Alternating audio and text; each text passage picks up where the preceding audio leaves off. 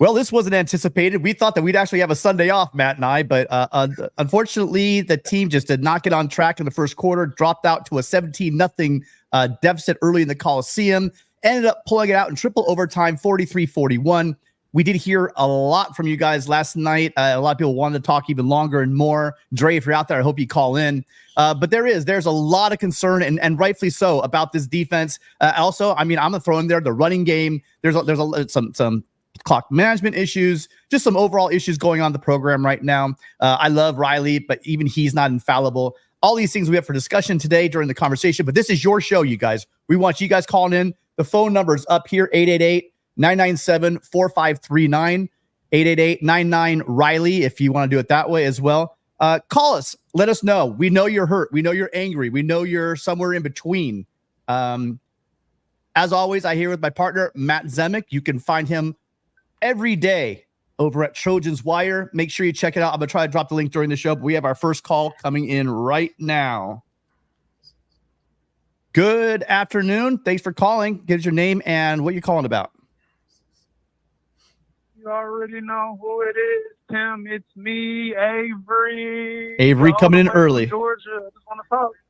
Oh, man. So glad you called. You're always our first caller. Appreciate you, Avery. So let me have it. Man, where do we start? I don't know, man. I watched yesterday's game kind of. I actually called last night, and last year my first game was actually the U of A game in Tucson, and I sat front row, had some really good seats, and I was thinking to myself, like, man, if we could just hit the transfer portal and have a good recruiting class, this team could be really good, right? Fast forward this year, the same team that I saw struggle with Arizona on the road last year was the exact same team I watched last night. I mean, I could pile on Grinch, but at the same time, I see a lot of the same tendencies and thought processes with Lincoln that I saw with Lane and Stark. I see a lot of just stubbornness, like not willing to get out of his own way in order to make things better. Some more crazy. You remember towards the end of Helton's era that team started to rush 3 and drop 8 against Keaton Slovis. It's like that. It's like a lot of stuff that's transpiring right now we've already seen before, and it's just a bummer.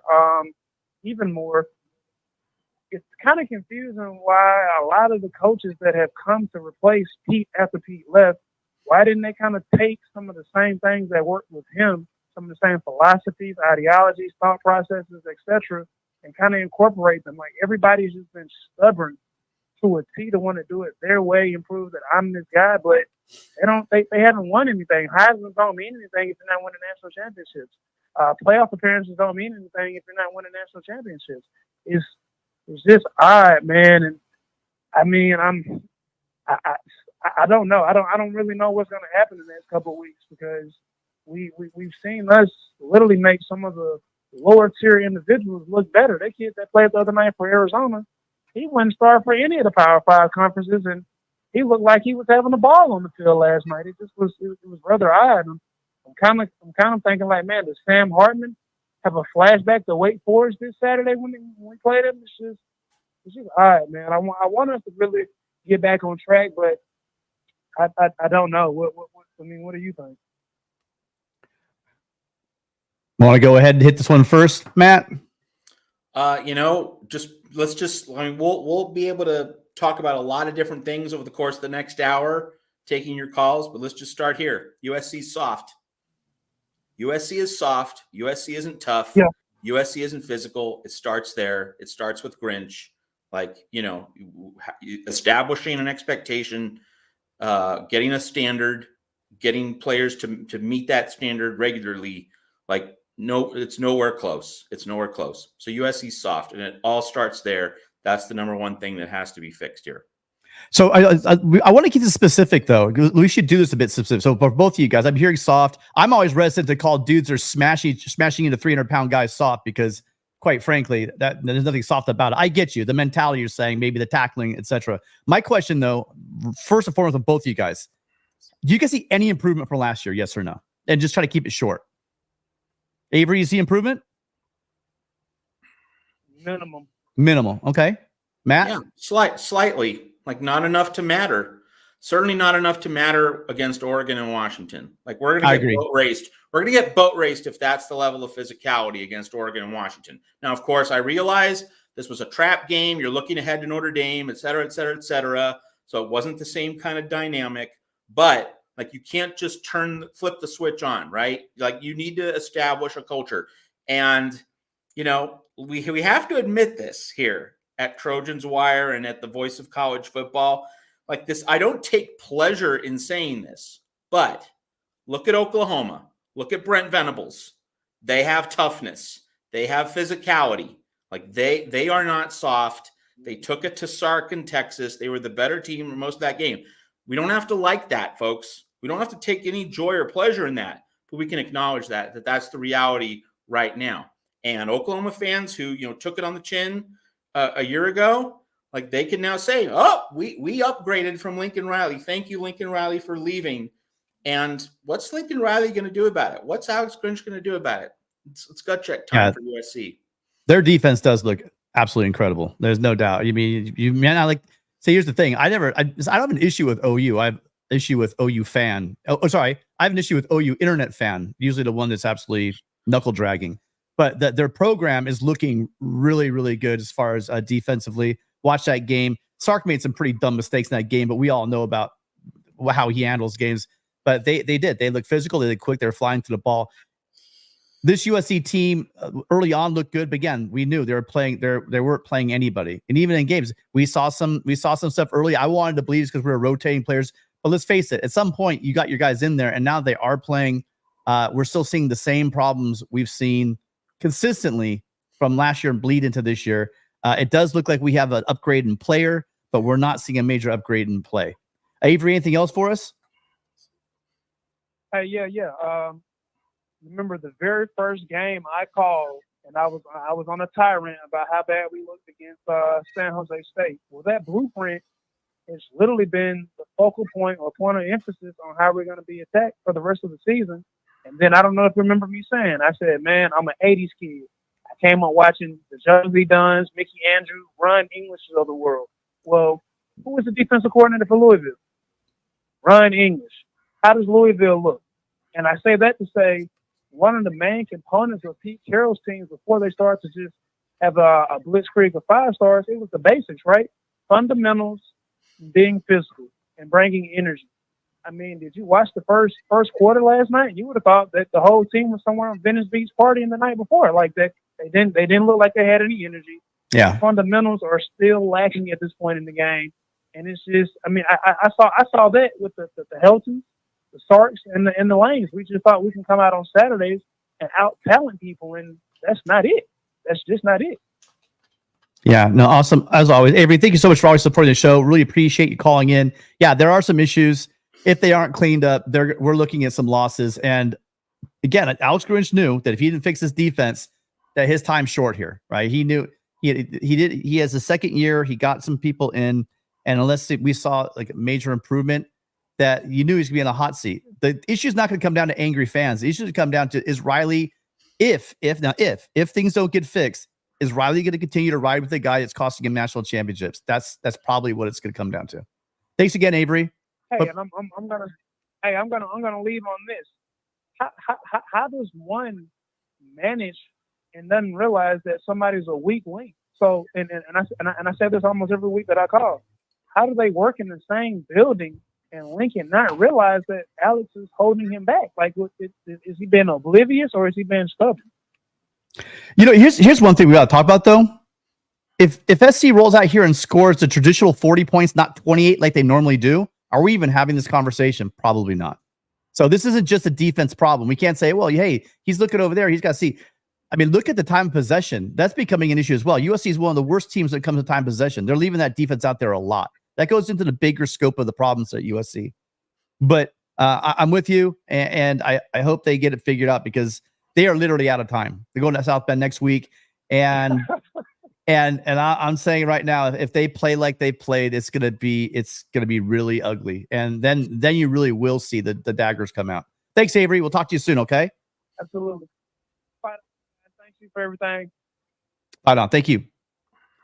Yeah, Matt. So there are some definite fundamental issues going on with the program.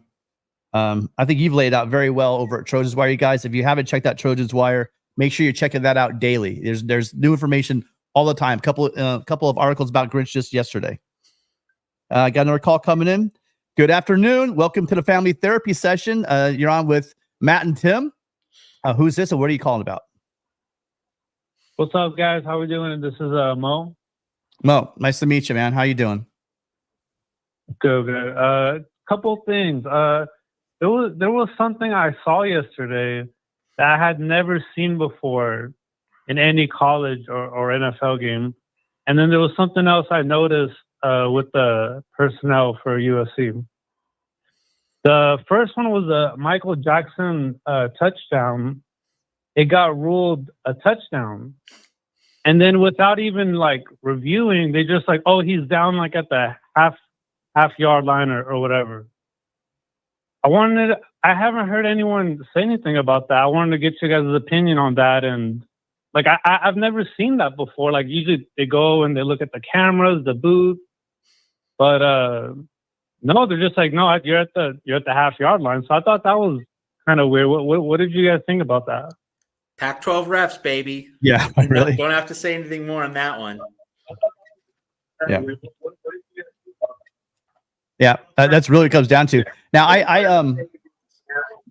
I did have questions about the ruling on that, but you know, you're just gonna have those situations. They weren't getting anything right. They were screwing up the whole night. But that's nothing new. I don't. You know what? I'm at this point right now where I don't even notice it anymore, to be honest with you, because it's so bad that and it's become so commonplace that it's almost like you just it's become part of the furniture, right, in the living room. It's just what you get in the grab bag of being in the Pac-12. The good news is, no matter what, I've heard my Big Ten friends say, just wait till you see the Big Ten refs. I'm like, no, literally, there is nothing worse than what we're dealing with right here. So anything's gonna be an upgrade. What else hit you yesterday? Yeah. Another thing I noticed yesterday was when during the middle of the game, Gentry and Cobb were paired up at linebacker, and I don't know if that was the first time I've seen that. I mean, I don't think it's the first time, but it feels like the first time I've seen that, and I feel like that is the best linebacker combo. Like that's it. Like. What do you guys think about that? And yeah, guys, go ahead. Matt? Well, you know, at this point, it matters less who's on the field than what's the standard of accountability? What's the level of accountability that's coming through the whole defense? Because, you know, last night, like here's a big concern. Last night, the run defense got worse. You know, the run defense had generally been pretty solid, well contained. It wasn't great against Arizona State, but you know, for the most part, we didn't see a lot of leakage in the run defense. But last night, you know, that problem got worse, and a lot of it, it's not all of it, but a lot of it comes down to the linebackers and safeties not finishing tackles, not finishing off plays. I mean, obviously, the defensive line wasn't as good in terms of bottling up the run, stuffing up the middle. But, you know, I think, you know, it's an important conversation to have. You know, who's your starter, who's your backup? And we've said, like you need to have a clarity on that heading into South Bend, which is now, you know, we're now at Notre Dame week. But with that having been said, if you don't have accountability anywhere on the defense, if it's such a pervasive problem to get guys to wrap up, make sure tackles when needed, getting off the field on 3rd and long, 3rd and medium, then it doesn't matter who you're putting out there, because you're not getting the job done regardless of who's there. And that's why I think it seems as though this problem is getting worse, not better. And when something's getting worse, not better, in the middle of the season, that tells me the coaching is not up to par. Like, you should be seeing improvement. You should be seeing progress. Like, this guy is advancing. Like, now with Mason Cobb, yes, there is some advancement. But can you say that there's been steady forward advancement for other linebackers? You know, maybe Rayshawn Davis, but he hasn't been played as much as, you know, he probably should have. So it's hard to find pervasive examples. You can find one or two, but like you need a whole unit playing well. And there's no whole defensive unit that's playing really well. I mean, the defensive line has been better than the linebackers and safeties, but as I just said, the defensive line took a step back. So it's less about the players right now. It's more about, can the coaches get accountability, and can Alex Grinch, get his guys to play fast with force, but with intelligence. He is swinging and missing. Yeah, really quick, I want to hit LBC Robbie, a great supporter of the show, as always, $5 super chat. Truly believe that Riley has been holding back. You guys can both hit this one if you want really quickly. We saw that little, we didn't see it last game. Is just that little play. It's like that option play where Caleb rolls out. You can either just toss it out, into the flat, or he can turn it upfield with it. And I guarantee you some wrinkle where some guy's dragging across the front. So he has many options with it.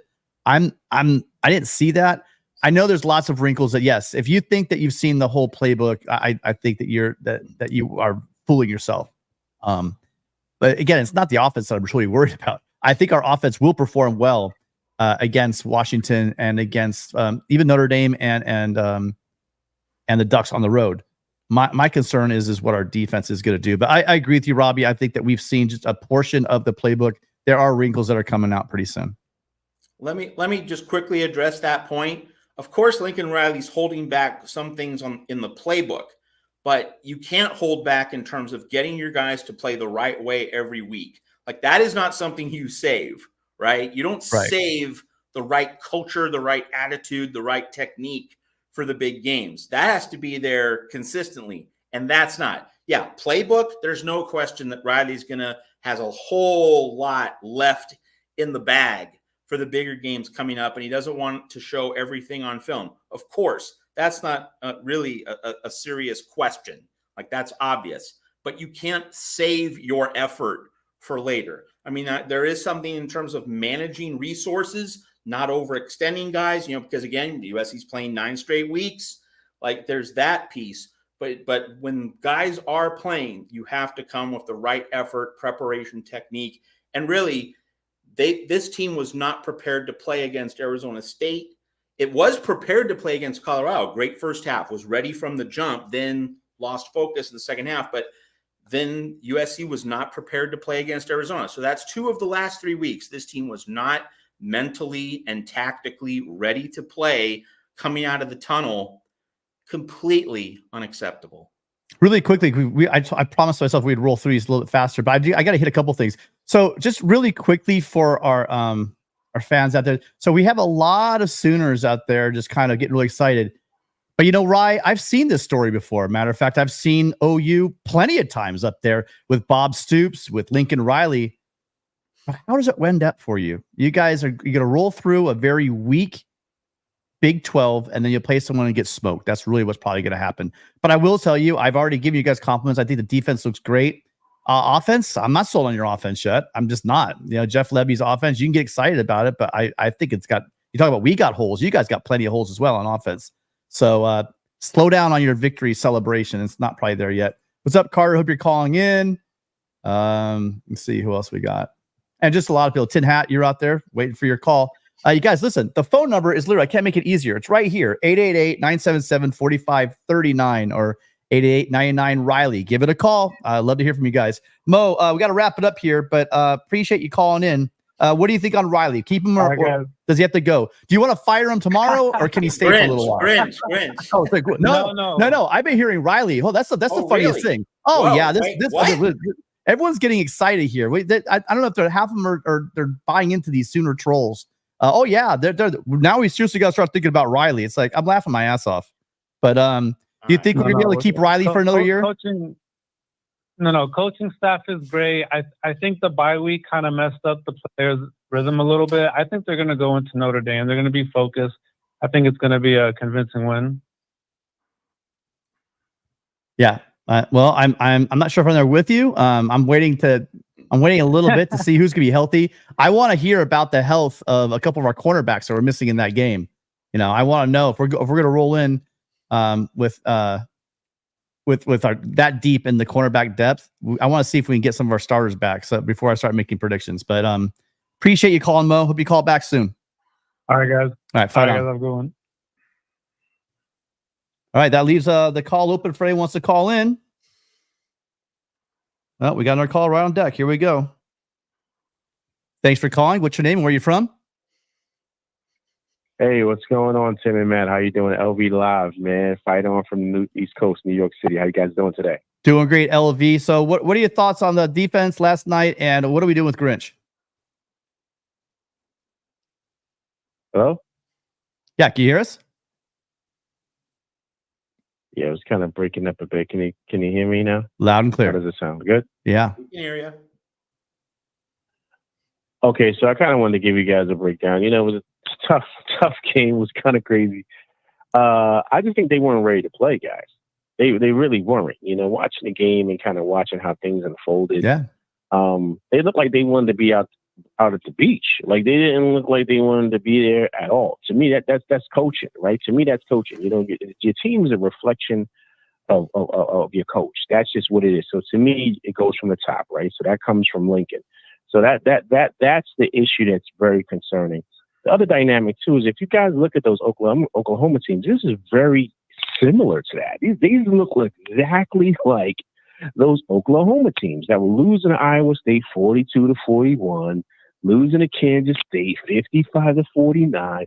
These look like those very same teams, those Baker Mayfield teams, all those teams. So to me, you know, if you look at it, the really, really great teams, guys. Let's go back, right? Pete Carroll's a defensive guy. Of course, Nick Saban has dominated college football the last 15 to 20 years. He's a defensive guy. Not Kirby Smart, defensive guy, right? So we got to really pay attention. That's what wins football games. Defense, hands down. That's what wins championships. When we were great, that's when we had Maluga. That's when we had Cushion. Of course, Taylor Mays, you know, going back there, right? And we had all those dogs up front. We had Cody. We had Cedric Ellis. List goes on, right? I mean, that Lawrence Jackson, that's when we were really, really good and we owned college football. We don't have that now, but that's because it's a reflection of the coach. Now, I'm not saying get rid of Lincoln Riley. There's no way. He's the greatest offensive mind today. But what he's going to have to do is he's going to have to kind of get uncomfortable. And what I mean by getting uncomfortable is he's going to have to hire somebody that's totally opposite of who he is. You know, defensively wise. If you guys look, that's what Nick Saban did at Alabama. He was unsure. He saw college football changing. He was a running coach and he believed in this, but he saw everything was getting spread out. He saw what Johnny Manziel and those guys did. So what did he do? He went out and got Sark. He went out and got Kiffin. He changed everything. And that's what kept Alabama rolling because he was able to change his scope. That's all to me Lincoln has to do. This is an easy fix. Because Tim, I heard you the other night. I wanted to call him, but I was tired, man. It was like 3 a.m. But if you paid attention, like the guy said, it's 3rd and 2. Why are you back on? That's a scheme thing. That has nothing to do with the players, man. Wait, hold That on. has Wait, nothing to do with players. wait. I fully agree with that. Did you? Maybe you were tired. I said, yeah, there's absolutely. It is a scheme thing. What the hell is going on? Why are they stepping to years off? Right. Yeah. Right. I'm agreeing with you, Tim. That's what I'm saying. I'm agreeing with that because that's I was agreeing with you, Tim. That's a total scheme thing. Like that has nothing to do with the players. Like just certain things that are happening on the field. You're saying to myself, okay, common sense says if it's 3rd and 2, we're coming up, we're jamming. Okay, don't let nobody beat you in front, but they're going to try to get the first down. Why are we back 5 yards? Why are we back 7 yards? But that's the whole game. So now you got to look and say, okay, Lincoln, man, you got to look down there and tell this guy what's he doing. But he doesn't want to say anything to him for whatever reason or whatever the dynamic is. And here's my last point. Well, as far as the tackling goes, I played high school, college, and I coached. Football's changing, guys. There are less kids going out for football than there's ever been. I'm telling you, I'm seeing the numbers. Like even going down to Pop Warner, like all the way up to high school, the numbers are down. This 7-on-7 has changed everything. These kids are not tackling nothing. They just want to do 2-hand touch and rap, and that's how they get in their recruitment based on these 7-on-7 tournaments. So none of these guys want to hit. I'm watching the NFL even this weekend. The tackling was atrocious. None of these guys want to tackle. Everyone's on tackling, diving. No one's using their pads to drive a guy into his stomach and take him to the ground. No one wants to do that. And so I just think it's just a change in football. And the teams who are really serious about defense and who have those defensive guys are the dominant teams. If you look at across the board, that's even in college and the pros. So I don't know. Like I said, I don't think it's Lincoln Riley thing. I think he's going to have to get uncomfortable. And what's going to have to make him uncomfortable is whatever outcome is this year. If it doesn't pan out, he's going to feel the pressure because this is not Oklahoma. This is LA. It's a different market. So he's going to feel the pressure 20 times over than he did in Oklahoma. What say you guys? Well, I mean, Norman still sold out their stadium, and they had a playoff game going across town, didn't they? Oh, wait, no, they didn't. They probably had some kind of hayseed battle with each other. I know that you have to get your stuff together if you want to be the team in LA. I know the Rams have opened the door up because they're stinking. They've been inconsistent, and the outlook on Ram fans isn't as hot as well. But we need this defense. Going back to the tackling, they need to get in position to make these tackles and not reaching out and arm tackling. They actually need to be there. They're making guys like Coleman and Scatabo look like, Herschel Jenness, or if you guys remember Christian Okoye.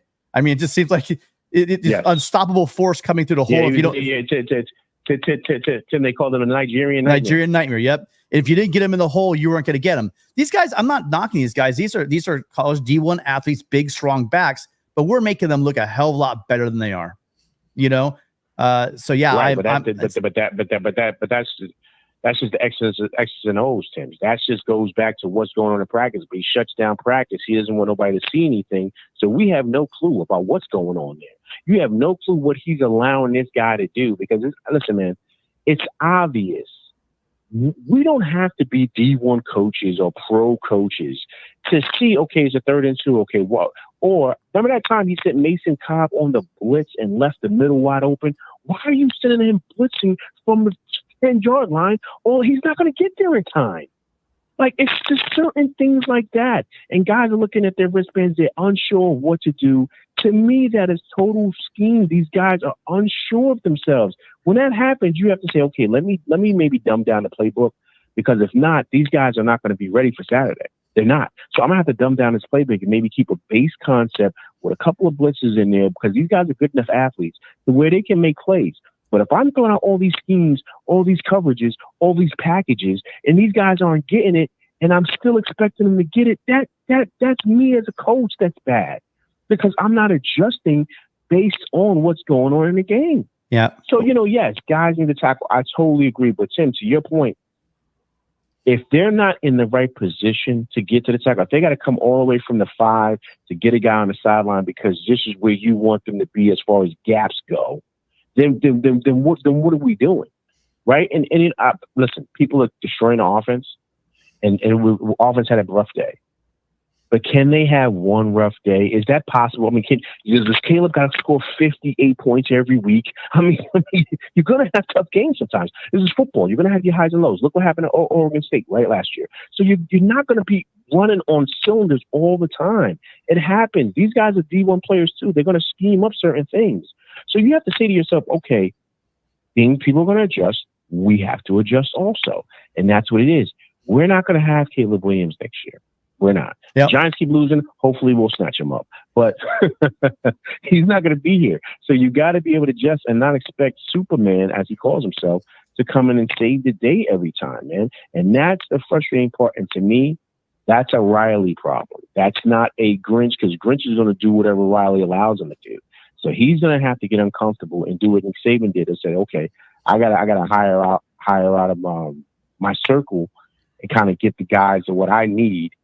Because you need a new voice in there. You need a new voice in there that's going to straighten these guys out. I like the defensive coordinator guy over there, and I forget his name, guy over there in Lincoln, Nebraska. They run a pretty solid defense. I like him over there as well.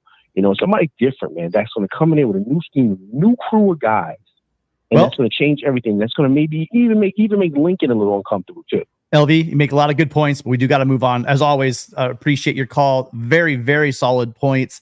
I think, again, it's been very simple. I said from the beginning.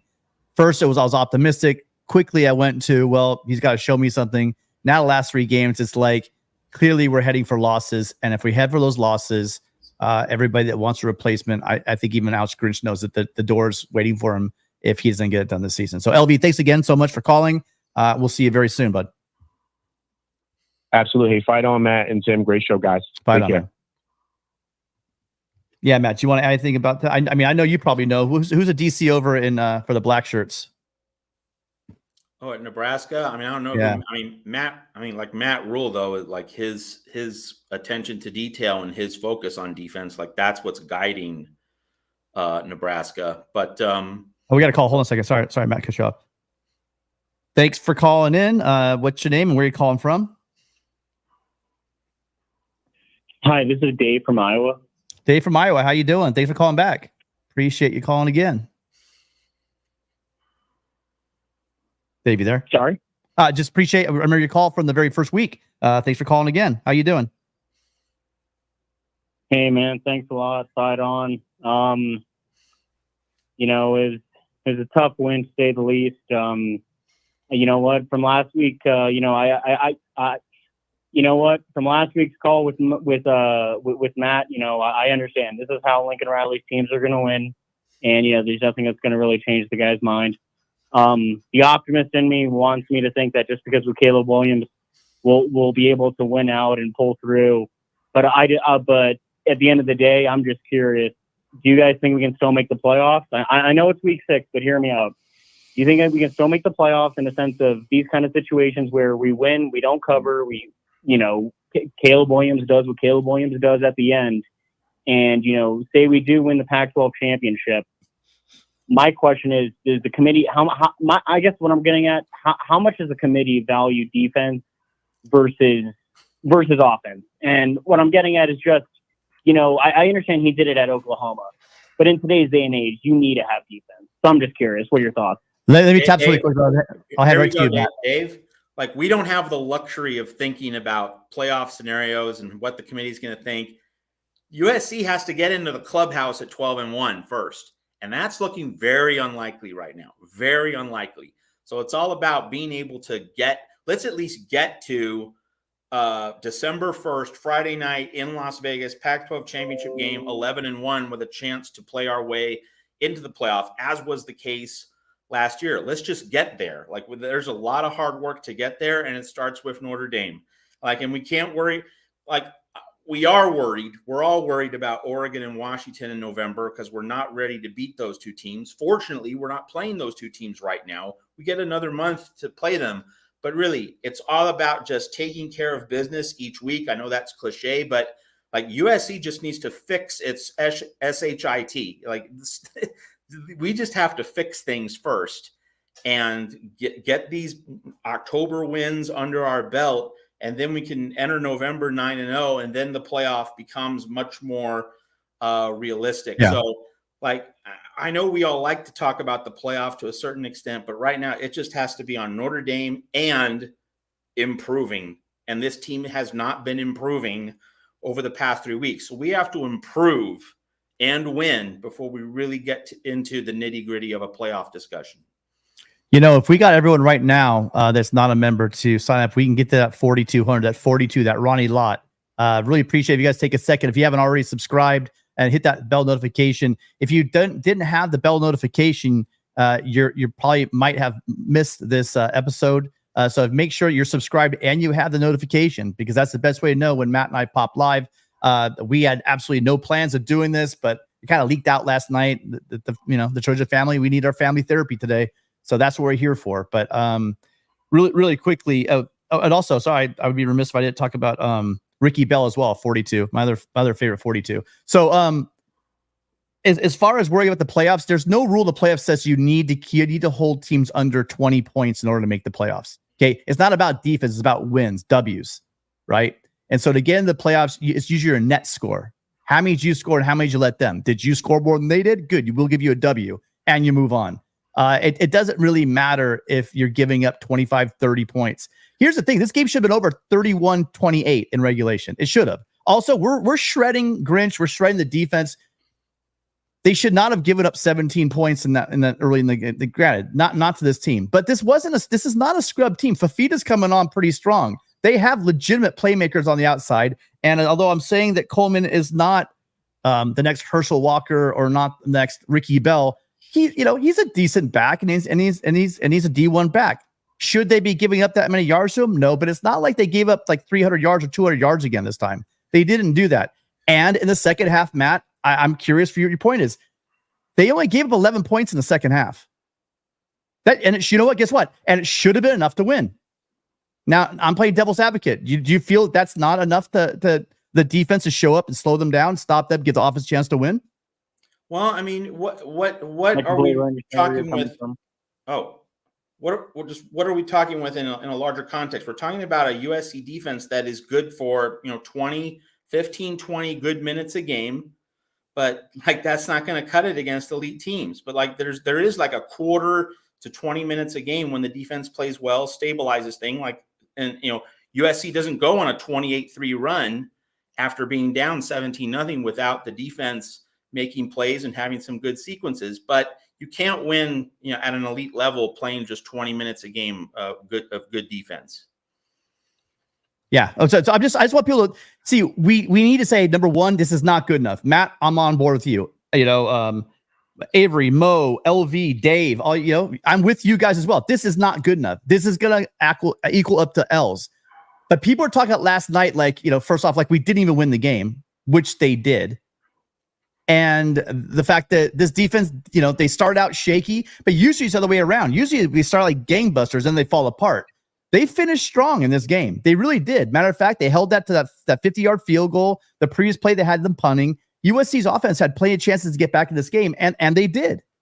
So what is your defense for? Yeah, they gave up way too many points early, but then when it counted, where the defense showed up, guys. I mean, we can crap on them. We can say it's not good enough. I'm fully on board. I still have seen nothing that shows me that Lincoln Riley needs to be married to Alex Grinch in this defense, because there seem to be some schematic holes. Clearly, I am not I just don't have the right eye for it. There's so many great coaches that have chosen him as a defensive coordinator.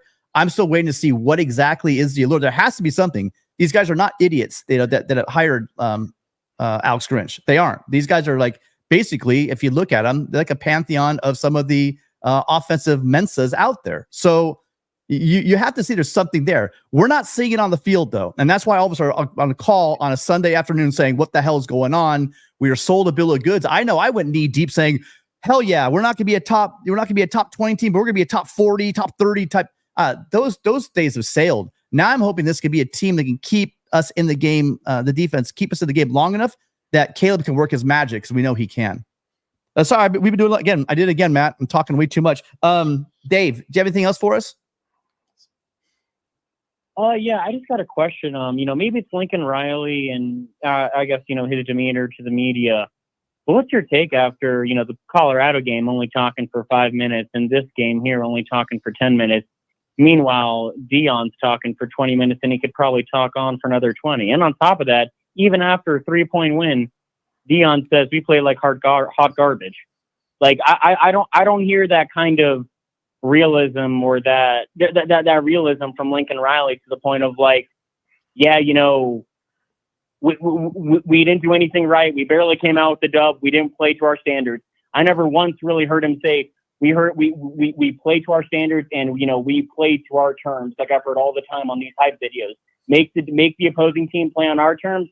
What, in that sense, what is USC and Lincoln Riley's terms when playing a game? Matt? Dave, I would like Lincoln Riley to be more direct when he talks to the press after a game and just say, this is not the standard we aspire to. This is not acceptable. You don't have to throw anyone under the bus when you say that. It's just, this is not the standard we expect. I would like more direct accountability, kind of what Deion said about Colorado after barely beating Arizona State. I would agree with you there. But what really matters, it's less about what you say to the press, and it's more about what goes on the practice field, in the locker room, in the inner sanctum, getting guys to buy in, getting guys to play a certain way consistently. Like that is what coaching is. You teach guys to play a certain way, and they generally play that way when the lights are on, when you step between the painted white lines. We're not getting that. And that's the number one thing. Yeah, well, I was going to say this. Everyone is going to be up in arms about held in glory to God and all the other stuff he used to do. I got to look at the tape, situational mastery. He'd always say all those little catchphrases that everyone made fun of him, in the peristyle all the time. But you would know, Dave, you're on the P. So, I mean, when you hear these guys talking, I don't care. What would you rather have? Would you rather have a couple of losses and have him talk up there for 25 minutes about, the losses? Or would you rather have a coach that's finding a way to winning games, and then maybe he's giving some coach speak and he's just over it and he walks away? I don't care what he gives the media. No offense, Matt. I know Matt's print media. It's what you do for a living. I get it. But for me, I want a coach. And also, someone talked earlier about closed practices. Most teams are closed practices. And Pete Carroll was like, that was Camelot, you guys. That was the greatest situation. Pete was so good with his teams. Like, I don't care if you come and scout our team during practice. We're still going to kick your ass. And he did, but not all coaches are Pete Carroll. They're not capable of Pete Carroll. There aren't many Pete Carrolls out there ever, really. So I don't care. These nuances, look, give me W's. Give me ugly W's. I don't care what. Just give me W's, because at the end of the day, that's what it's about. A coach should not be on, does he have the wit of John McKay? Does he have the stuttering of Lou Holtz? I mean, it doesn't matter what they say, remember Lou Holtz used to always just like totally play down his team and play up the other team. All these gamesmanship stuff, all these characters out there. Steve Spurrier was great for a quip, but I'll bet you those guys in South Carolina would take a couple W's instead of some of the comments. Give me W's and I'm happy. I don't really care what Lincoln Riley actually says, Dave, but I see your frustration for sure. Gotcha. All right. Well, thanks, guys. Really appreciate it. Fight on. Let's see what we can do against the Irish. Fight on, Dave. Thanks for calling. Hope you call back soon. All right. Next up.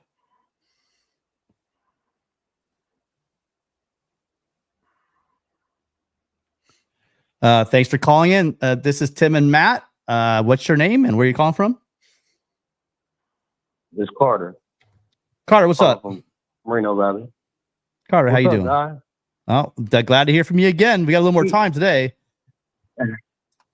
Anything? Yeah, I had to call in today. I'll be missing the call-in show. I caught y'all today, though.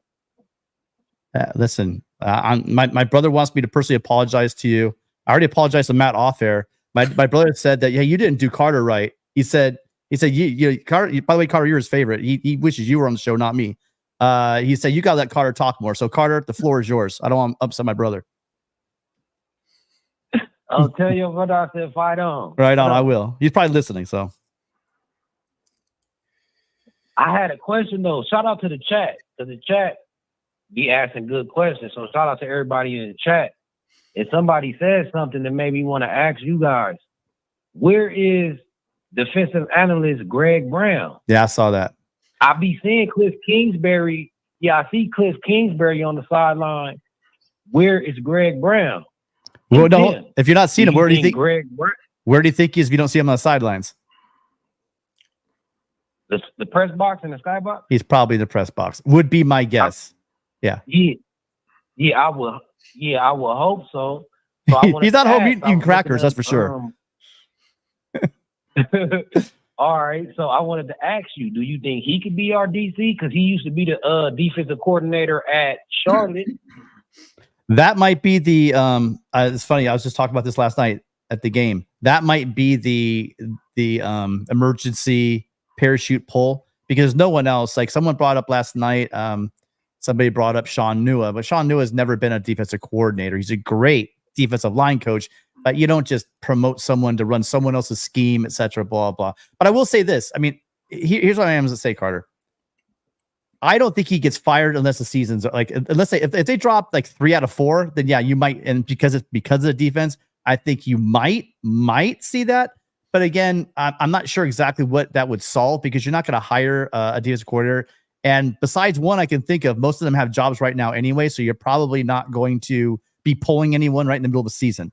So really all you're doing is, I guess, I don't know, proving a point at that point. That's, again, some people, my buddy Gabe over at G Greens, he made the point. He was talking about, he's a Browns fan, and he said, like, I've seen this game before.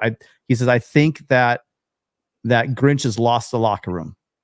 And if it's a situation like that, if there's enough going on in that locker room where it's just discord and they're losing games and the season's, the Pac-12's done, then you might see someone pull the trigger.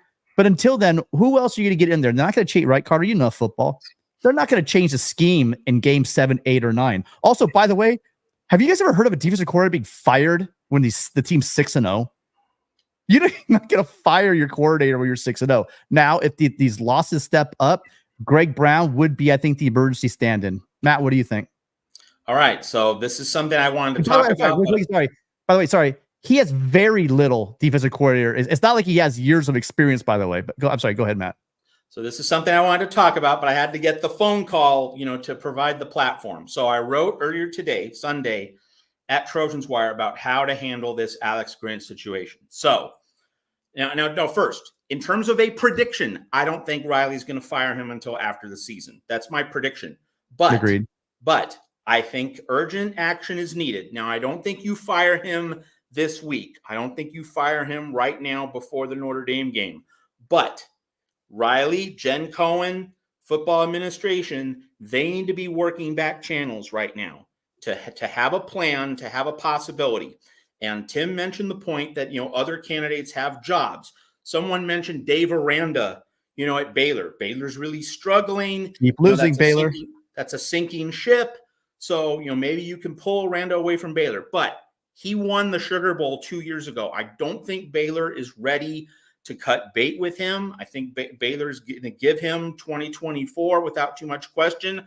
Obviously, if you are a head coach and you want to stick around and make it work at a program and you still think you have a chance to do something, you're probably going to stay with that job. So I think Aranda probably stays at Baylor in 2024. So that's not the pull away possibility. The possibility I mentioned at Trojans Wire Sunday morning, Tom Allen, the head coach of Indiana, because he's about to get fired. He's probably going to be fired at the end of the season.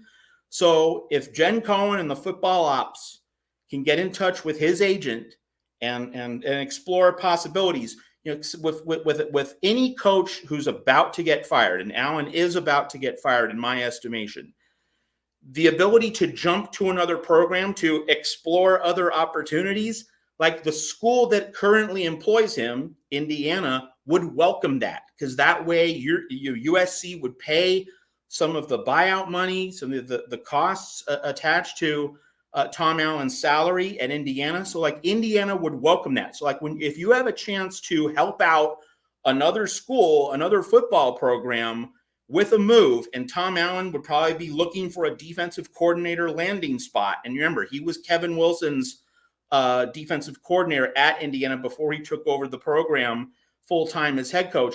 He would probably welcome the chance to coach at USC. And if you do get Tom Allen specifically, you're getting a guy who knows other Big Ten teams. So when you go into the Big Ten, you already have a substantial Big Ten knowledge base. So in my mind, going to Tom Allen's agent and exploring things, working the phones, seeing, gauging his level of interest, trying to make a run at him, that would be like the emergency midseason plan. And I know that like you can't overhaul a scheme, but Tom Allen was a really, really good defensive coordinator at Indiana. He would probably like going to a high-profile program as a coordinator because his time as a head coach is done. Indiana has been dead for the past few years. So you're helping Indiana, you're helping Tom Allen. That's the kind of situation which is at least somewhat realistic. I'm not saying it's probable because this is highly irregular. Like I get that.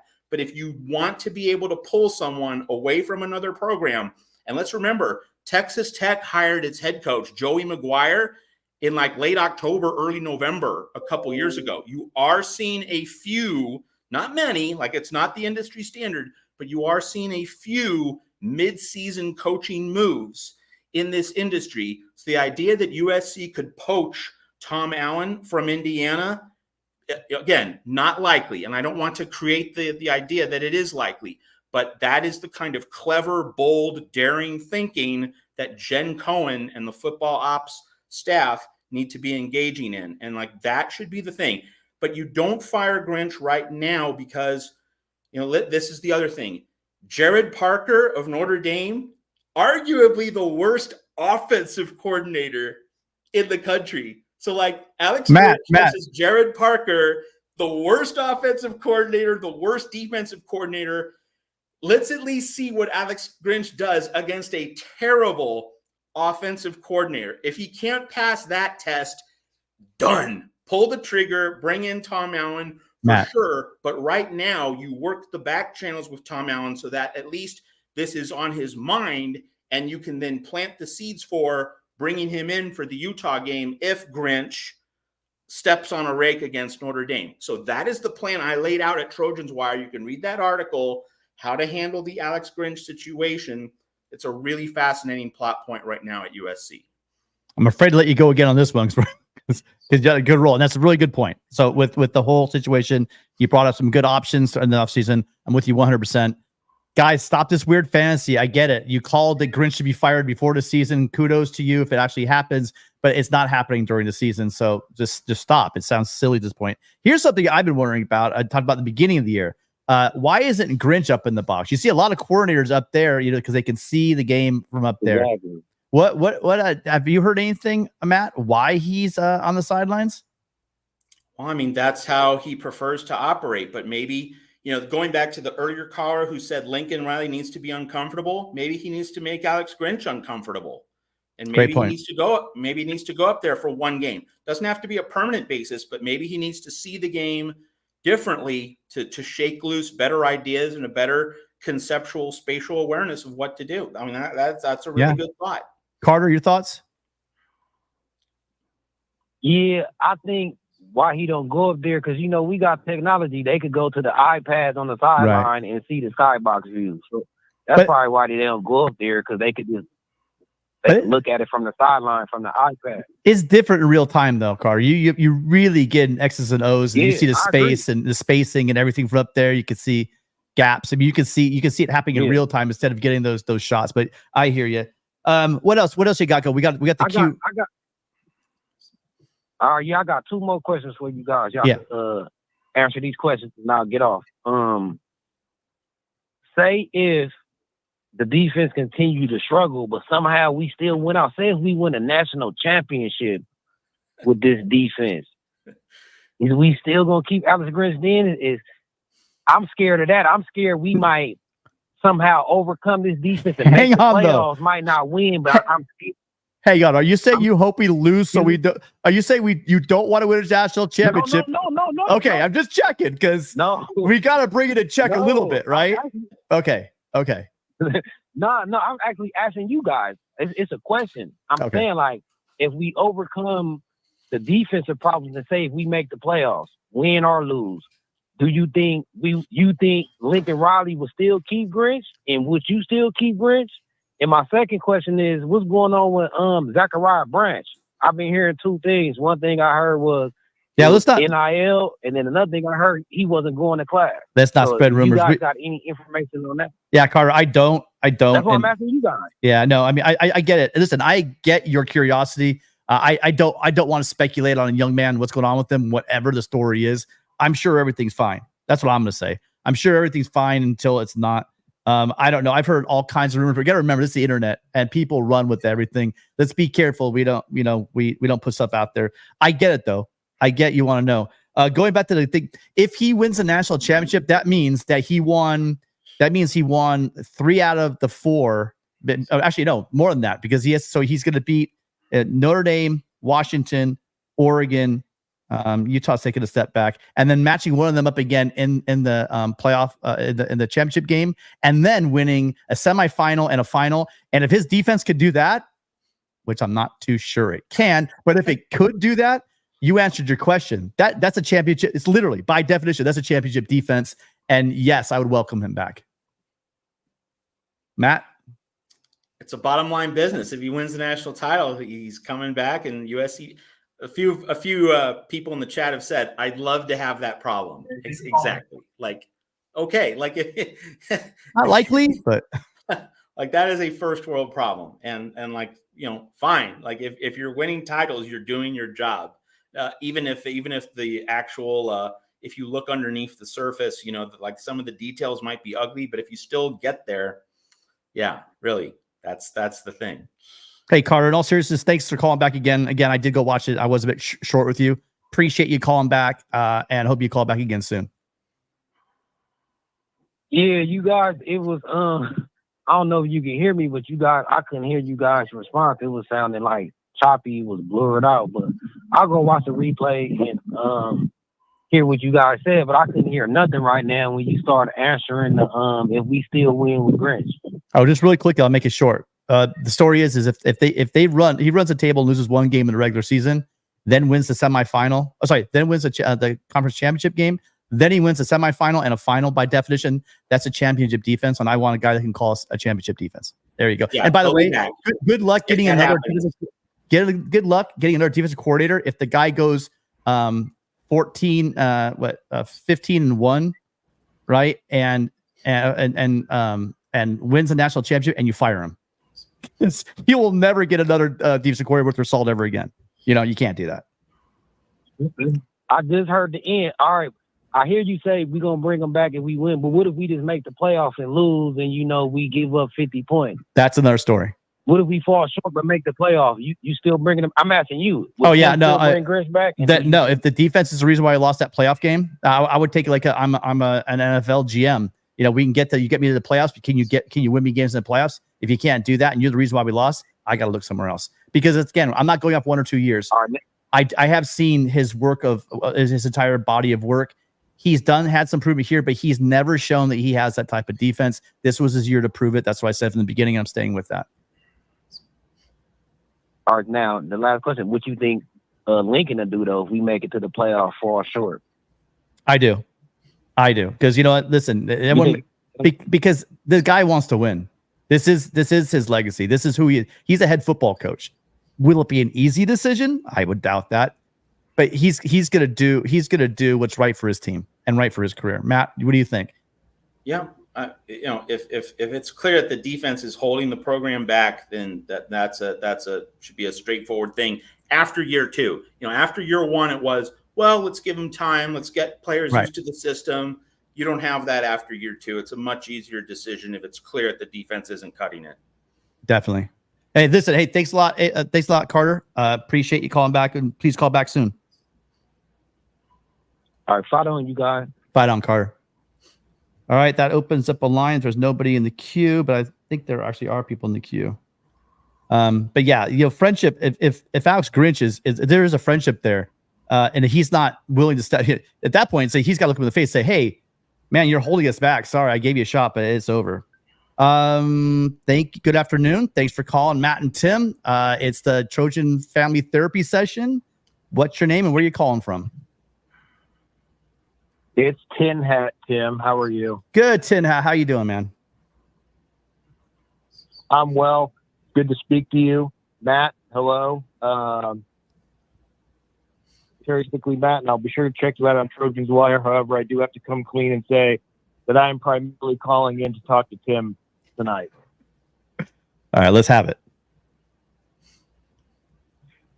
Tim, the whole reason why I was blessed to get myself introduced to you in the beginning was because you took issue with the fact that I took issue with the fact that you were criticizing Oregon's defense after their performance against Texas Tech. And I still am. And I still am. Go ahead. I told you specifically that giving up at what the time was 18 points per game to San Jose and Stanford and who else, that what was going to happen with USC's defense once they got into conference play. Now, I'll admit, when I said that, I was talking about Washington and UCLA and Oregon and Utah. I wasn't talking about the Arizona schools in Colorado. Right. But yeah.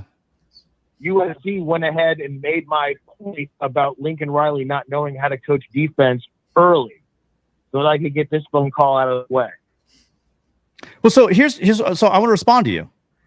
When we talked, how many weeks ago was that, Tin Hat? When we first started this discussion, how many weeks ago was that? That was on September 10th.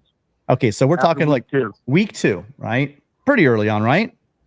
What was my prediction that USC was going to be a top? Was 3-0 at the time. Was my prediction? Do you remember my prediction back then? Was I saying this Grinch defense and this defense top 20? Was I saying that? You said that USC could win with their offense and a top 40 defense. Correct. Okay. So in week 3, you're aha-ing me that I said that USC could win a natty with their offense and a top 40 defense. So where's the aha? The aha is that you had no position to criticize anybody else's defense while you Why were not? still sitting at home with Lincoln Riley and Alex Grinch. What logic? How does that hold water? Because What kind of people that live in logic? glass houses Hey, hang think- on. Hey, so let's look at the logic of this. You're trying to tell me that because my defense is bad, I can't say another defense is bad? Explain that logic to me really quick. I'm trying to tell you that it takes a lot of balls and quite a lot of audacity to do that. And I'm asking for logic, not some bombastic comments about my nature. I'm asking you. You're saying that I can't make a comment about another team's defense because my defense is as good as I thought it was going to be? Please explain the logic in that. Well, maybe not, but it certainly went far beyond that because then you tried to convince me that USC's defense was good. Do you remember that part of the conversation? No. Now you're stretching, buddy. Because here's why that didn't happen. See, so the issue I have, my question to you is, when I tell you my defense is not as good as I thought, because I agree, I've downshifted. I don't think my defense is as good as I thought it was, but that still doesn't mean that that's showing you guys had against Texas Tech. And my question marks about you guys playing on the roads any different. So explain your logic. If my team is bad, why I can't say another team's defense is poor?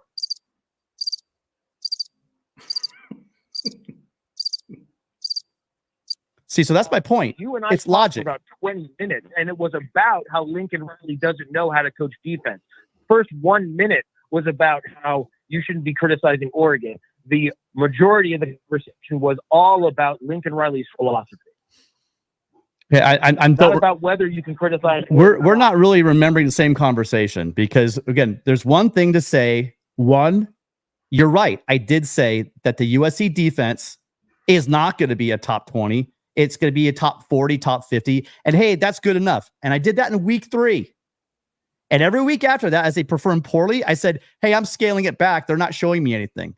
So to call back with this crazy aha moment, it just sounds like you're getting your duck, the duck in you is getting out of control. And this is all I'm hearing is your duck nature trying to make some point, some aha moment when I literally have been consistent. The only thing I changed is, you know what? With all the talent we have, they're not playing as good as I thought they were. So please call back if you want to talk to me about something A, new, or B, have a logical argument, because you're not holding any water in your argument. Well, there ain't going to be nothing new about USC's defense this year, so I guess we won't be talking again. All right, then. Thank you right. so much for the Thanks for call. Have calling. a great day. Well, there's always an angry duck in the crowd. I gave him a chance, Matt, to try to explain himself, but all I could hear out of him was, Can just move it right along. all right, next call. Hello, thanks for calling. Matt and Tim's therapy session, apparently duck sounding board. What's your name and where are you calling from?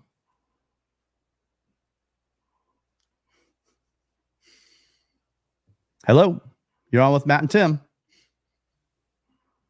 Hey, what's up? It's Dre. I'm sorry, who? How you doing, Tim? Who is this? Oh, this is Dre. Greg? Dre. Dre. I'm sorry, Dre. I'm sorry. I couldn't hear you. Yeah, there's a lot of bass on my side. How you doing, Dre? It's all good. Let me disconnect my headphones. I was No, you're good now. You're good now. Go ahead. Hey, you still there? Yeah. Much better. Here, hold on 1 second. I'm sorry. Okay, there it is. My phone's on speaker. Do you hear me? Yep. Loud and Sounds clear. good. Perfect. Okay. Hey, Tim, Matt, how are you guys doing today? We're doing great, Dre. I'm Thanks for doing calling in. better We than- had to cut it short. I'm We doing had to cut better it- than I would have been if USC was 5-1.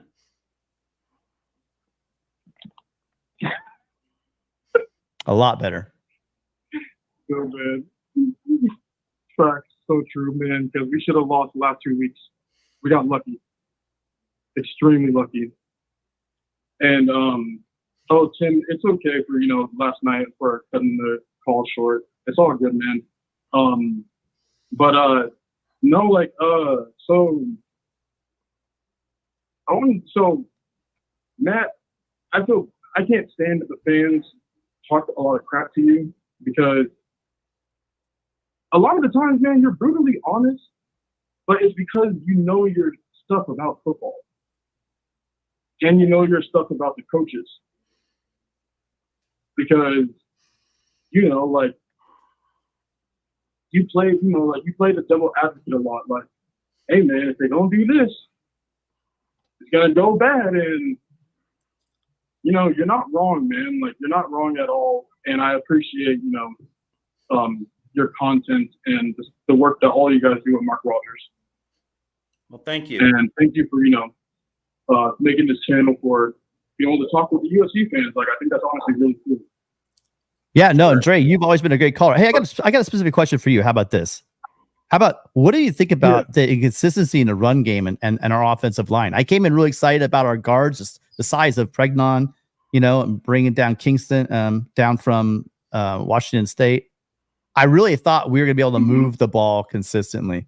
Is there anything you've seen or any concerns you have about the consistency in the running game? We've been talking about the defense a lot, but a big part of that first quarter, USC puts up points and it's let's say it's 17-14 at the end of the first quarter. It's a whole different game than what we had looking at staring in the barrel of 17-0. Lucky that we had an interception and that the defense actually held them out of the end zone for a field goal. Otherwise, we're looking at a whole different game, 21-0, 28-7 kind of game. What do you see going on the offensive line? I'm interested in your take on the offensive line. Okay, so I mentioned before that I played football. I played it in high school. Well, elementary all the way to high school. But I played offensive line and defensive line. And the number one thing that bugs me about our offensive line is it doesn't really make sense for our senior center that's been at USC for 7 years. And he shouldn't be false starting at times what he does. And then not just with him, at like last week and this week, I get that Arizona's a top 30 to 40 defense, and they're good, especially their run defense. But against Colorado, how do we not get a push? And then you would think that they practiced on that this week, and then they couldn't still get a push. And then why was Lincoln throwing the ball so early in the game? Like, what was it? Taylor was 1 for 6 to start the game. Yeah. At that moment, man, run the ball. Because the best thing about playing offensive line is when you're getting punked on the field, you ask the coach to run the ball because you want to show that you are a man. And I think Lincoln wants Caleb to be the second player ever to win it back-to-back Heismans at times because he totally wants him to take the big play, like you guys were saying. Or no, it was Mark Colkin. I was watching Mark Colkin's video right before I went to your guy, and he said, it seems like USC is either trying to go for the big play or they don't know what they're doing. And it's just like, I get it. Caleb has a great arm. He's an NFL quarterback. But we need to run the ball more with Marshawn Lloyd and Austin Jones. Because when Marshawn Lloyd was getting the ball the second half, it proved that the O-line can block. And Austin, the team. Just to jump in really quick. I agree that you need to establish the run. I think that they need to impose their will. You can't always, especially if they have 7 defensive linemen on there, right? You need to run them out of that. Yep. You need to run the ball. You guys say, okay, guys, they're challenging us. Let's pin our ears back. Linemen love to hear that, right? They don't like the pass block. They like to pin their ears back and just shove and move the line. And a couple of GT pulls, whatever. Just something. Let your big guys get out with the front, with the little guys out in front in space, knock them on their ass, and then go. And you did see some nice run plays towards the end of the game. It is interesting that wasn't coming a little bit earlier. But one thing is almost as disturbing for me is I'm curious, both of you guys, Matt. It doesn't seem like a lot of balls are getting out on schedule. Like there were a couple that the one, I can think of the one to Taj right over the middle was good. The one out in the flat to Rice on that same drive, I believe it was. It seems like those were, but a lot of times it seems like we're playing a lot of Caleb hero ball and scramble drill, etc. And I'm curious, is it that zone giving him trouble, or why is the ball not getting out? Yeah. So Matt, this is really important that when there are 7, 8 guys back, when the other team has a lot of defensive backs, nickel, dime, then USC needs to be running the ball against a defensive back heavy alignment. And USC didn't do that in the first quarter. Riley began to do it a little bit more, and you did see the offense open up a little bit more. So if defense is going to put everybody back, like that's how Patrick Mahomes is being defended, by most NFL defensive coordinators, just have everybody back. We're going to shut off the deep ball. We're going to keep everything in front of us. Then you should definitely be running the ball against that. But the other thing, and Tim just mentioned this, Riley needs to call quick hitting passes early in the game so that you're not putting pressure on the offensive line to hold blocks for long periods of time. Also, something that a lot of USC fans have pointed out, like you get to the line and then you're asking your offensive linemen to hold their stance for a long time. That doesn't help your linemen. Like that puts them in a stiff, compromised, awkward position. You should just be getting to the line. You get in your stance, boom.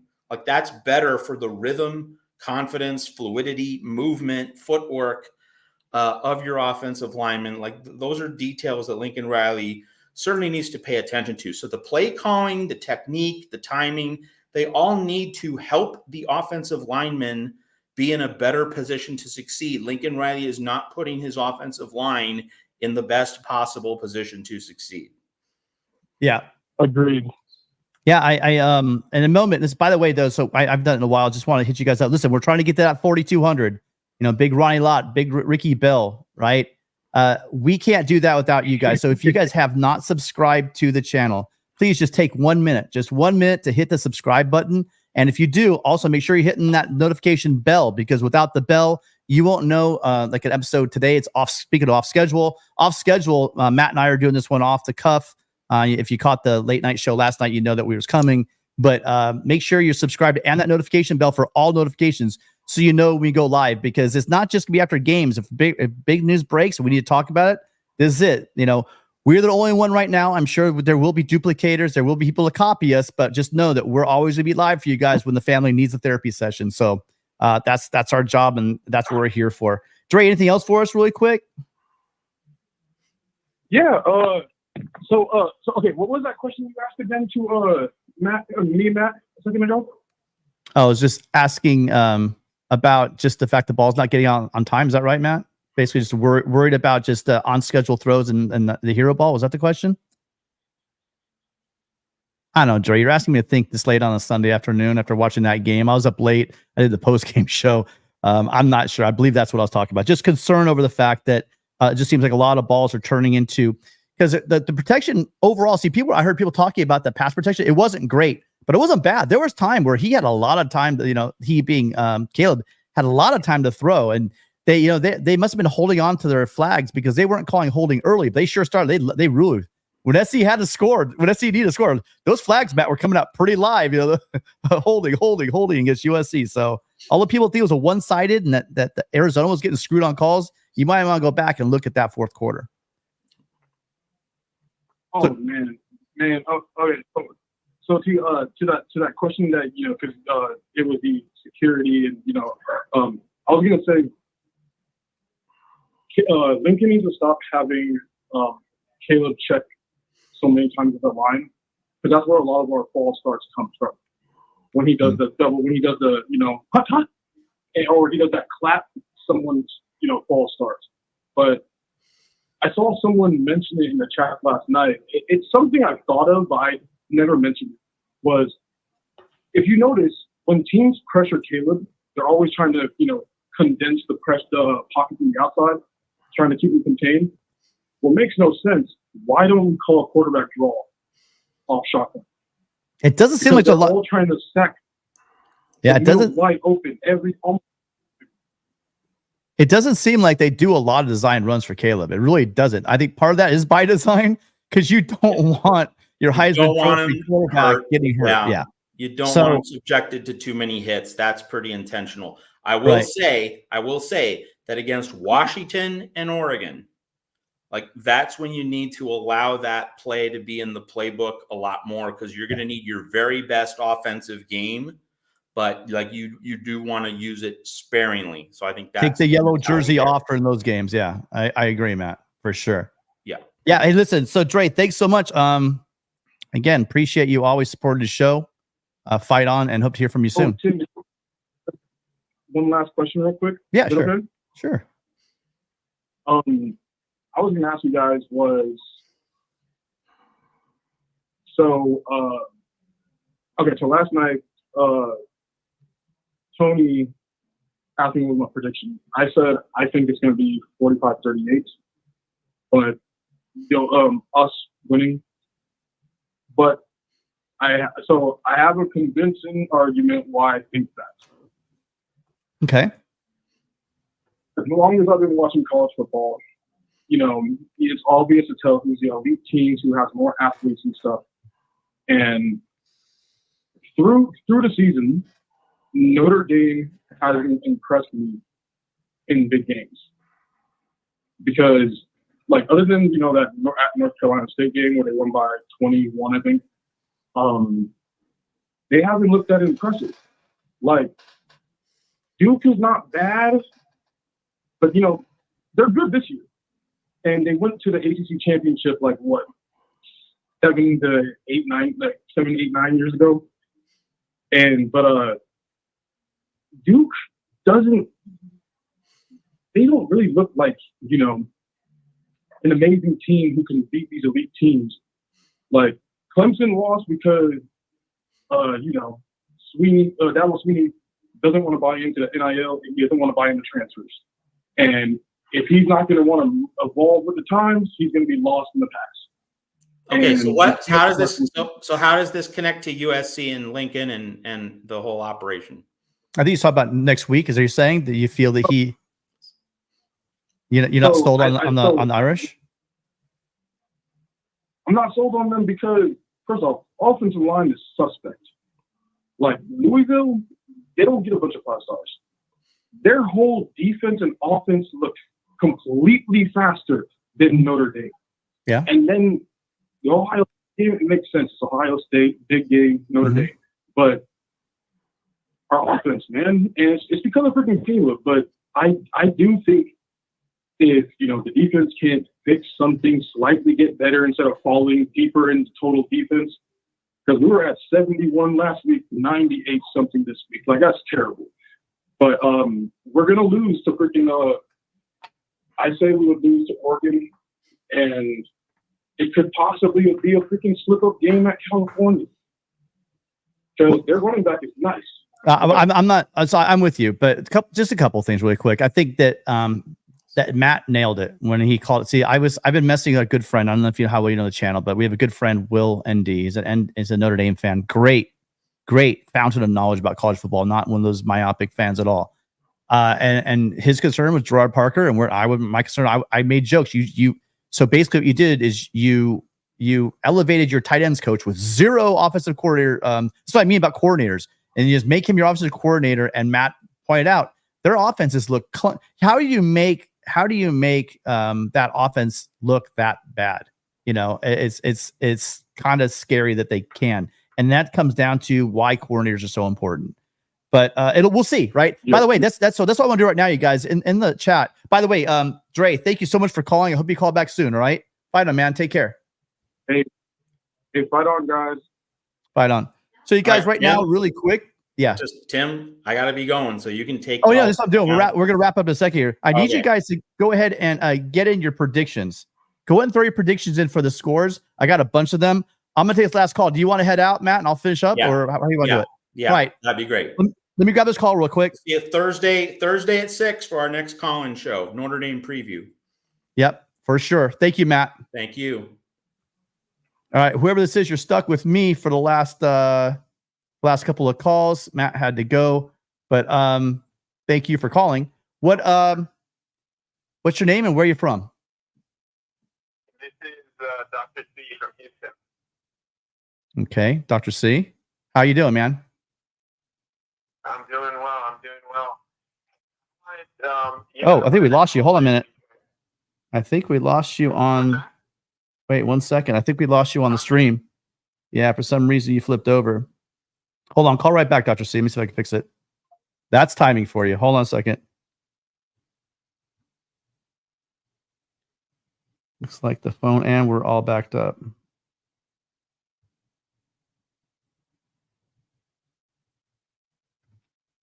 Hang on. Might be premature ending of the show unless I could play it through the speaker old school style. Let me try it again. So, hello, thanks for calling. Who's this? Uh-oh. We lost them as well. Dr. C, try calling back if you can. Try to grab you really quick. But you guys, really quickly, while I have you, and we're waiting for, see if we get one more call in here and see if I can fix this. For some reason, the calls are coming through the phone and not through the system. Go ahead and give me your scores for the Notre Dame game. I already have some here. USC 38-35. That's a little bit lower than me, but I do think a close game. USC 49-27. That's a good call. Good job. And Pitt. Anyone out there wondering? Someone, Todd, you had a question about injuries. Again, injuries are pretty tight-lipped. We really don't know for week to week. Let's see if the phone line's working really quick. Hold on a second. Good evening. Thanks for calling. You're stuck with Tim. What's your question and where are you from? Hey, I'm a USC alum. Number one, I'm Charles. And I just have a casual observation that I've noticed since last year and this year. And I don't know if Alex Grinch has anything to do with drafting the defensive players. I could also make a comment on getting, the opposite teams getting touchdowns on the exact same plays over and over again. But my observation is the USC linebackers and so on are just not. They need like 10 more pounds. They they're missing tackles. People running through these guys. They're focusing on just athleticism and height on some of that defense, and they really need a little bit more girth. These people, they're just going to keep running through these people. That's why they can't stop the runs. So this is going to continue happening, and next week they're in trouble with Notre Dame because they've got some beefy guys. Running as well as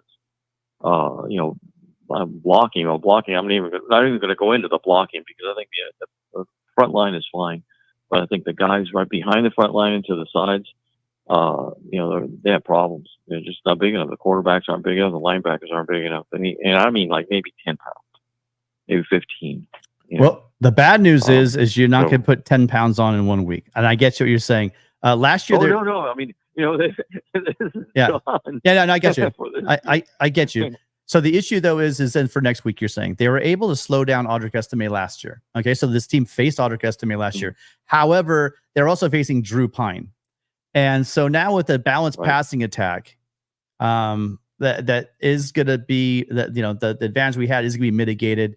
Like we've been seeing with Scatabo and Coleman, the USC has had difficulty with the bigger back and bringing them down. Audric Estime is those guys on steroids, not literally. Don't get all mad at me. I'm not saying he's on steroids, but he can take it to the house. He had a little run there. We had a 45 yard for a touchdown, 50 yards for a touchdown. So he will bust through that A or B gap. And if there's maybe run over your linebacker, and if there's no safety back there, he's gone. He's just gone. And so they better figure that tackling out. They better improve that tackling. They better get those run fits in and play gap sound defense. Otherwise, it might be a really ugly game. Yeah, no doubt. I feel sorry for those guys because the safeties. Once those guys get to the safeties, they can't stop those guys. The safeties are just like too little, and even the linebackers. They're just, it's not as much missing a tackle as you could see they're running through them. It's not all of it's not strong enough. Yeah, but it's not 100%. I don't know if that's strong or big. It's about technique. And smaller guys can, they do it all the time. You see it in the NFL. Smaller guys can take down bigger guys. It's just sound, solid technique, and that's what the issue is. Any other questions for you? I'll try to get Dr. C back in here because I dumped his call. Sorry about that. Anything else? Oh, no problem. I know. I heard him get this coach, but no, that was basically it. I mean, I've seen it since last year. I'm looking at it. I go, guys are They're not big enough. Maybe they need better technique, but even with better technique, they're just going to get hurt. They could have the best technique in the world, but if they're too small, when the guy runs through them, they're going to be, in the recovery tent. Yeah, let's hope not. Let's hope for solid technique and no injury. And what was your name again? I'm sorry, I missed your name. What's that? Charles. Charles. Thank you, Charles. And fight another alum to fight on, man. And hopefully you call back. Okay, you guys Charles? Doing a good job, man. Oh, wow. No problem. Appreciate that. Anyway, That's what I'm we're for. hoping they win against Notre Dame. It's just going to be a close game, though. A real close game. I think it's going to be a nail biter. But you know what? Listen, we've enjoyed some really close games like the 2005 game. Let's hope that it lives up to that kind of a challenge and that the good guys come out on top. Thanks again, Charles, for calling. Yeah, absolutely. And then Notre Dame on top of it. Absolutely, Charles. In Notre Dame. Yeah. All right, brother. Fight on. Bye. Dr. C, I hope you're out there. I'm waiting for Dr. C's call, and then we can wrap this thing up because hopefully it's this him. Thanks for calling. You're stuck with Tim. Matt has left the building. Who's this and where are you calling from?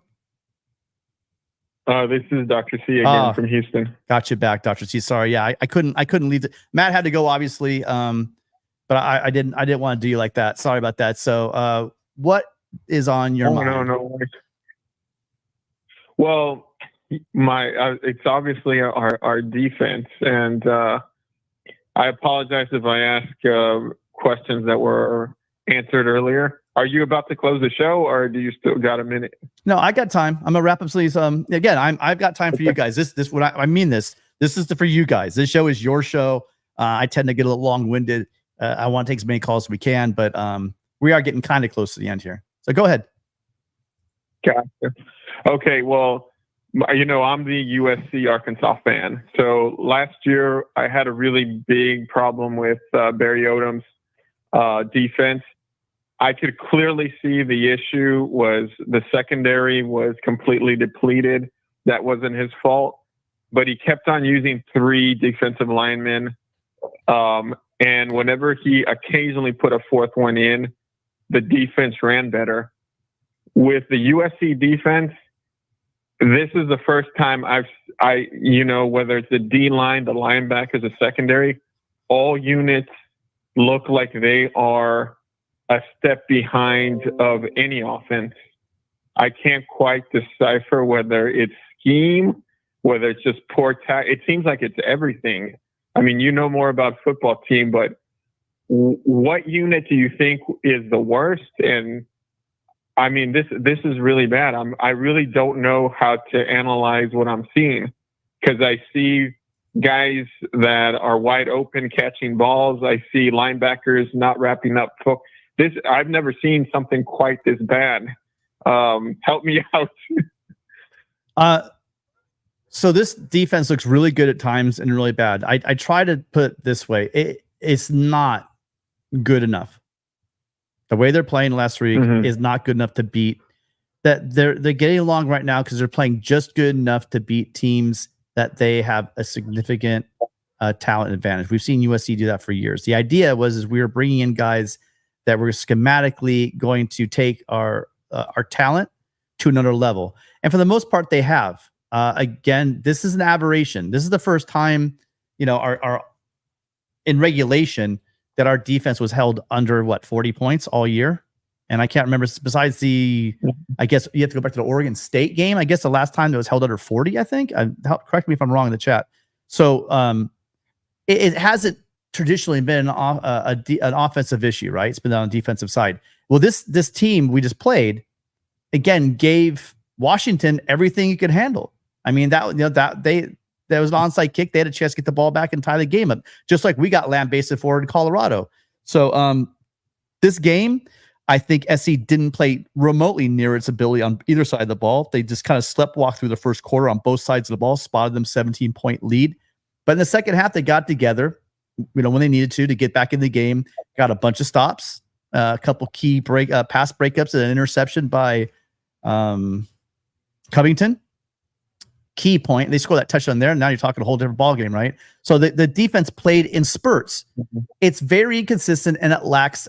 My thing is it scheme? Is it players? Is it tackling? My thing, it has a lack of detail, a lack of attention to detail and focus. It just seems like guys are in a position to make plays and they're just not making plays. And I fail to believe that these guys I'm looking at, I'm not calling them up by name, but we watched the game, certain guys missing tackles. And these guys, they hopefully, I think they'd be the first one to be accountable for the fact that they're not making the tackles they should be making, And at the same time, though, we talked about last night, weird things in scheme, like why they got you playing so far off the line when it's 3rd and 2 and you're playing 7 to 10 yards off the line, just basically pitch and catch for a first down. When you're having trouble to get off, no wonder you're having trouble getting off the field because you're allowing them the free first down. So I don't know. Again, what I do know, and I'm not going to pretend like I know more about Alex Grinch's scheme than I do because I don't know that much about it. I'm not an expert on Alex Grinch's scheme. I've tried to learn it, I've tried to figure out, try to understand what's going on mechanically, but sometimes I just can't understand what they're doing.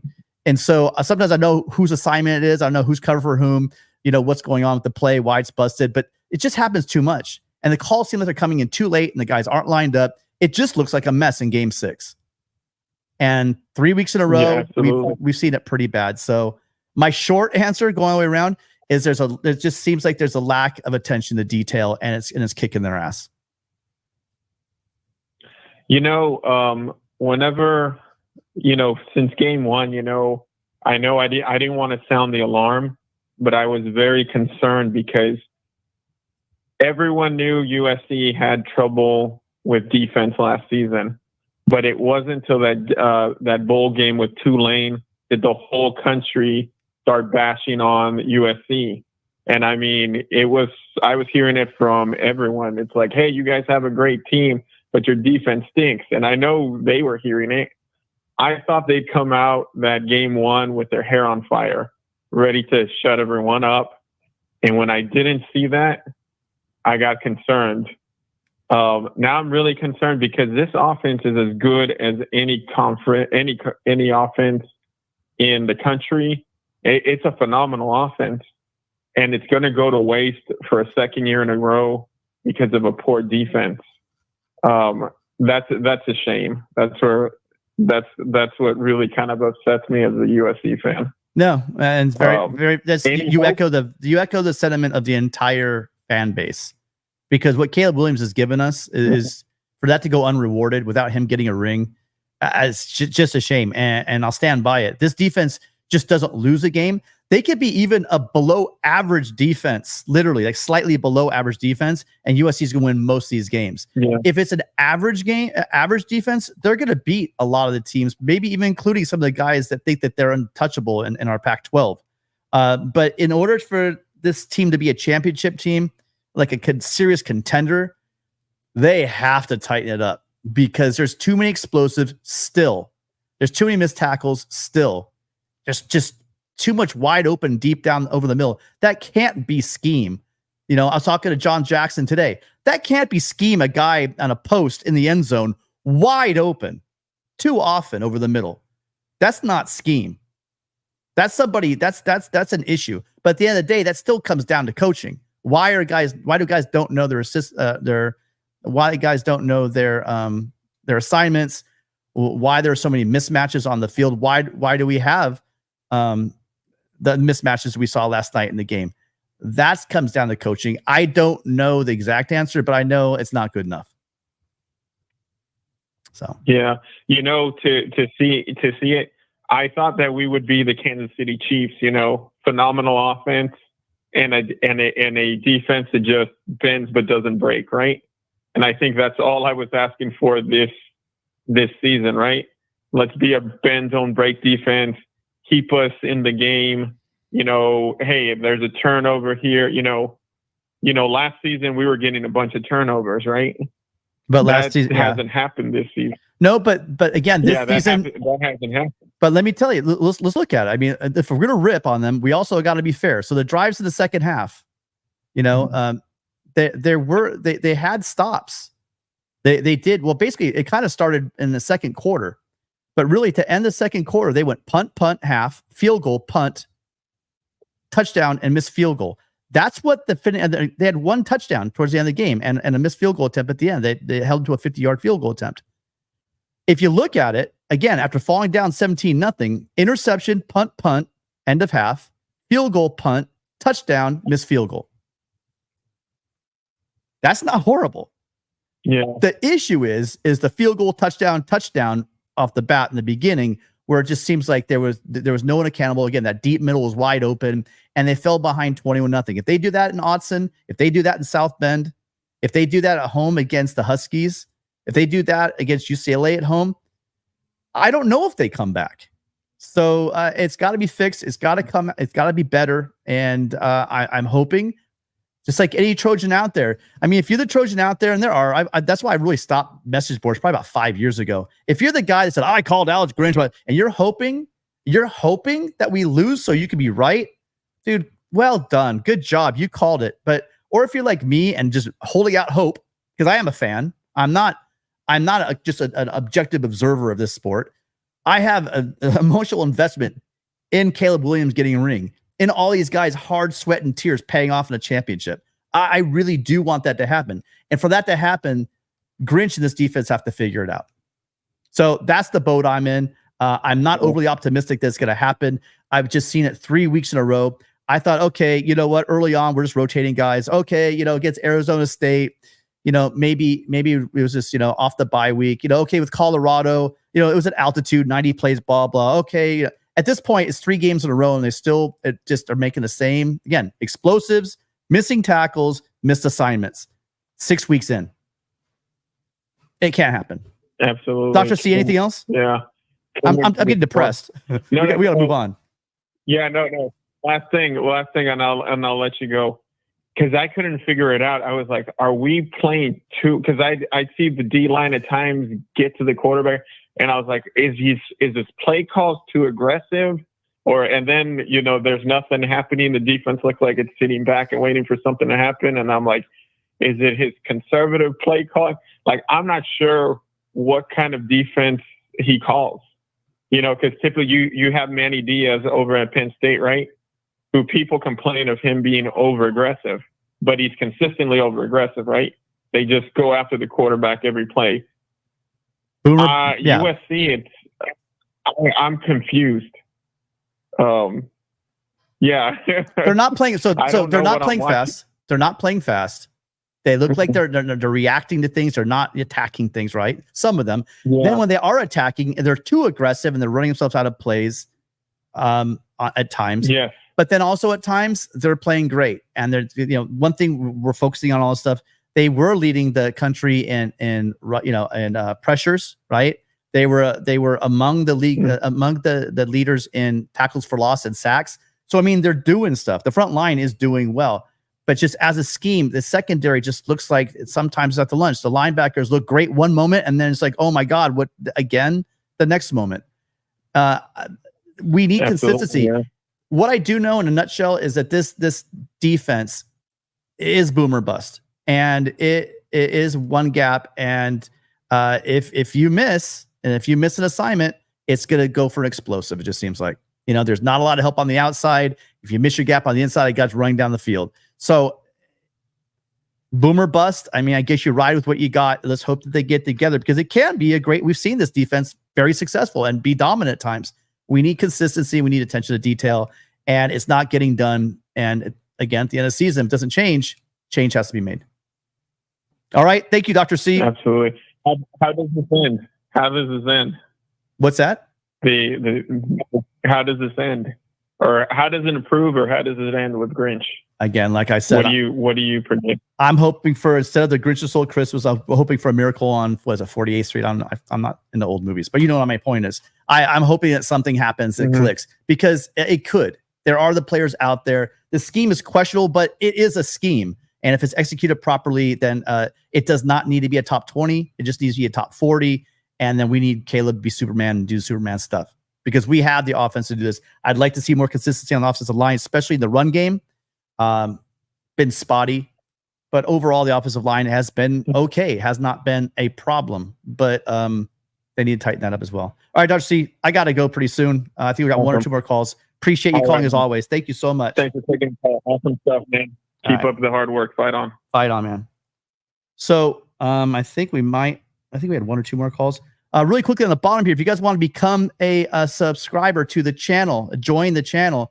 These are the very, very helpful patrons of the channel. All of them have at least 1 month in as a joining the channel. It's much appreciated by Mark Rogers. We are trying to have more and more stuff for our members, including exclusive watch parties, getting information from Mark. There's also videos that Matt and he are producing just for the patrons. And also, really quickly, before you guys go, if you would hit that like and subscribe button, so the video gets out there, subscribe so that you know when we're going to be going live, because that bell notification is important as we go live randomly now. We will be here tomorrow, Monday, for the Trojan Conquest live show, Monday at 8 p.m. Pacific time, 11 p.m. Eastern Standard Time. And then, as always, we can catch Tony, Rick, and myself after every home game for our post-game show.